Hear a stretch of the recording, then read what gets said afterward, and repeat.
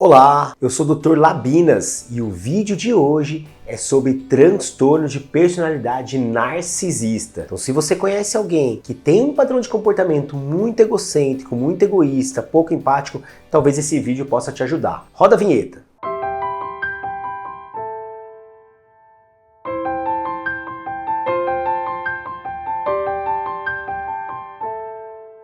Oi pessoal, eu sou o Dr. Luiz Guilherme, eu sou médico psiquiatra e sou CEO do Instituto Labinas.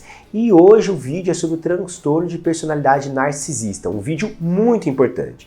Então se ao final dele você gostar, não esqueça de curtir, também se inscrever nos meus canais no YouTube, no Instagram, no Facebook, no TikTok, é @Instituto Labinas, tá bom? E se você quiser novos vídeos, que tiver dúvidas, comenta aqui que eu vou respondendo as suas dúvidas e posso até fazer um vídeo sobre o tema. Então o vídeo de hoje é sobre o transtorno de personalidade narcisista. E o que eu acho que é importante a gente saber? Primeiro é definir o que é. E em segundo, é comparar com pessoas que têm alguns sintomas, né, têm algumas características narcisistas, mas que na verdade não têm um transtorno psiquiátrico. Então assim, o que não é transtorno de personalidade narcisista? Não é aquela pessoa que é só egoísta, ou aquela pessoa que é só egocêntrica, ou aquela pessoa que tem uma autoestima inflada. Isso não é. O transtorno de personalidade narcisista, ele engloba mais características. Então, ele é aquela pessoa que tem um padrão persistente de muita grandiosidade e muita sensação de ser maior, ser melhor, ter mais direitos, ter mais volição, ter mais respeito para si do que dos outros. Então a pessoa que tem esse padrão persistente de muita necessidade de admiração, de estar tendo que estar constantemente se sentindo melhor que os outros, então essa grandiosidade que eu falo, e junto com isso vem outras características muito importantes. Então essa pessoa, ela tem uma sensação de que ela, uma sensação infundada, de que ela é especial, de que ela de fato é melhor que os outros. Muitas vezes utiliza de histórias, contos, mentiras para provar o quanto ela é melhor que o outro ou quanto ela tem mais direito que os outros. Então são pessoas, por exemplo, que se estão numa fila de banco, ficam incrédulas por estarem na fila, porque ela é tão especial que ela tinha que ter uma fila só dela. Então que ela tem direitos, mesmo que isso não seja real. Então são pessoas que elas têm essa sensação de grandiosidade muito intensa e esse estado inflado de si. Só que juntamente com isso, vem características como pouca empatia. Então são pessoas que não têm empatia pelo outro, não pensam no outro, não conseguem ter esse olhar pelo olhar da outra pessoa. Consequentemente, sem empatia, ela acaba fazendo o quê? Explorando os outros. Então são pessoas que tendem a explorar as pessoas para atingir os seus próprios objetivos, para conseguir angariar aquilo que ela precisa. Muitas vezes, essas pessoas com transtorno de personalidade narcisista, elas também sentem inveja, só que obviamente não vão colocar isso, então elas invejam as outras pessoas, fazem de tudo para conseguir conquistar aquilo que elas querem, e ao mesmo tempo que elas sentem essa inveja, elas sentem que elas são invejadas por outras pessoas. Afinal, o narcisista se acha excessivamente. E aí ele acredita que todo mundo tenha esse olhar de que estão me invejando, mas ao mesmo tempo ela também pode invejar os outros, né? Então, vejam bem, grandiosidade, falta de empatia, exploração dos outros, mentira para conseguir se elevar, associada ao quê? Altivez, arrogância, prepotência, são outros sintomas característicos desse quadro que de fato demonstram esse transtorno da personalidade, tá? Então a pessoa também tem esses tipos de sinais e sintomas.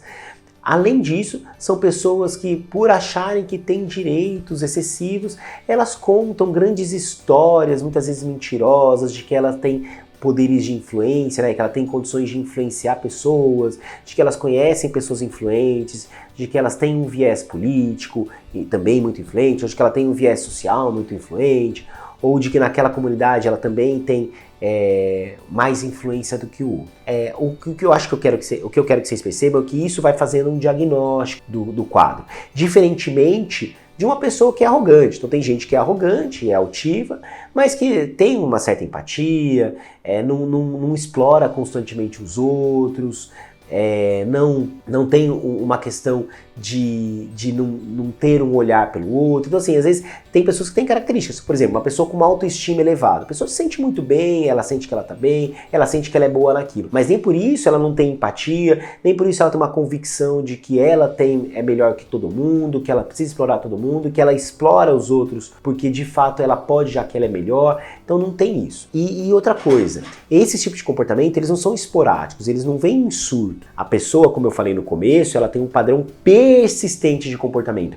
Ela é assim consistentemente. A gente vê que esses quadros já se iniciam no começo da adolescência, por volta dos 13, 14 anos, e ali por volta dos 18, 19 anos, o quadro ele de fato se aflora. Tanto é que um diagnóstico como esse, ele é firmado aos 18 anos de idade, que é quando a gente tem uma personalidade que ela tá mais sedimentada e que aí constantemente a gente consegue ver os comportamentos que estão situados nisso. E dentro desse tipo de comportamento, aos 18 anos, quando a gente pode, a partir daí, fechar o diagnóstico, a gente tem que ver que esse tipo de comportamento leva a disfuncionalidade, causa sofrimento ao outro, não sofrimento para a própria pessoa, que a pessoa às vezes nem percebe que ela tá mal, mas a gente percebe que o outro sofre. Então esse tipo de personalidade está muito associada a padrão abusador. Então pessoas que vivem relacionamentos abusivos olham para aquele parceiro, para aquela parceira, ou para o pai, ou para a mãe, e observam se essa pessoa ela não tem esses traços, porque é muito comum a gente observar abusadores com perfis narcisistas. Então se você tem um parente, um familiar que tem esse tipo de comportamento, e aí você se sente acuada, abusada, olha, talvez aí a gente tenha um transtorno de personalidade. Por isso o tratamento também é muito difícil, eu vou falar um pouquinho mais do tratamento em outro momento. Mas tem que entender que esses padrões abusadores, pessoas às vezes que têm de fato poder, que têm uma certa prepotência e está às vezes num ambiente que também além disso ela tem mais poder, é pior ainda, porque a pessoa ela vai abusando do outro e vai anulando o outro, fazendo o outro sentir cada vez pior, ou tentar em quadros psiquiátricos como depressão e tudo mais, enquanto essa pessoa vai continuando a viver naquele ciclo dela, que para ela tá tudo bem, que na verdade não está, porque ela tá fazendo o outro sofrer. Como ela é pouco empática, o outro sofre, ela não liga para esse sofrimento do outro, e acaba que tudo bem, deixa estar, eu tô bem, o outro tá sofrendo, mas é porque o outro é pior que eu mesmo, entende? Então tem esses tipos de padrão. Por que ocorre? Por que em quem mais ocorre e por que ocorre, né? Então esse quadro ele ocorre mais em homens do que em mulheres. Acredita-se que por volta de 1% da população tenha, alguns estudos falam até menos, então não é um quadro tão frequente assim, tá? Tem muita gente falando, porque meu familiar tem isso, meu familiar tem aquilo, mas às vezes ele não tem. Ele tem traços mas ele não tem um diagnóstico fechado. Quem fecha o diagnóstico é o psiquiatra, tá? Então o psiquiatra é quem faz o diagnóstico, quem fecha esse diagnóstico. Mas por que ocorre? Tem vários fatores de risco.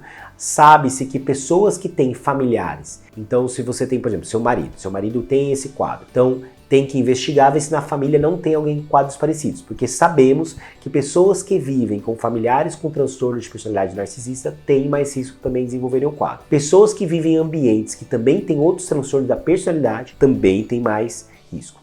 Acredita-se, não se sabe bem ao certo a etiologia, né, a causa mesmo, mas acredita-se que lares em que a criança ela é constantemente sendo reforçada que está tudo bem, que ela está ótima, que está tudo certo, em que tem esse tipo de comportamento, ou de uma certa negligência excessiva, então comandos muito ambivalentes, né? Então aquele reforço que está tudo bem, que ela é ótima tal, e ao mesmo tempo também uma questão negligente ou até de violência, são fatores de risco para esse tipo de quadro. Então é importante a gente também ter essa dimensão do aspecto de cuidado que essa pessoa teve na sua infância. Dito os sinais e sintomas, o que diagnostica a doença, que aliás é importante até frisar que o diagnóstico ele é sempre clínico. Então não tem exames que fazem o diagnóstico, que fecham o diagnóstico.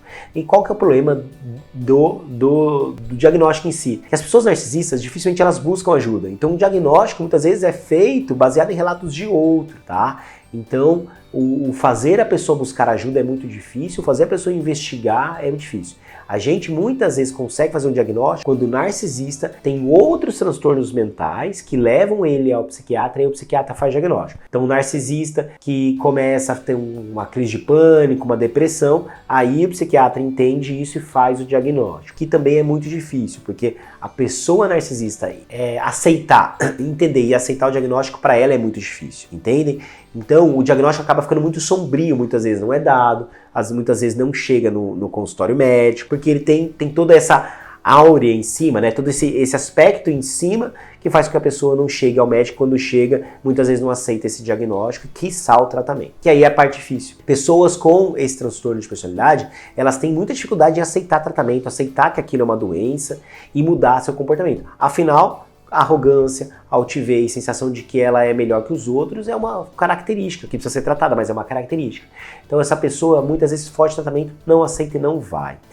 E aí o tratamento ele é baseado, os remédios não são muito bons para isso. Eles até ajudam nas características periféricas, numa ansiedade secundária, numa agitação, numa agressividade, mas eles não focam na melhora dos sinais e sintomas.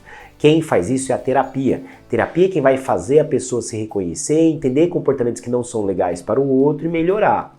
Só que, como eu disse, a pessoa não aceita. Então muitas vezes não tem esse tratamento.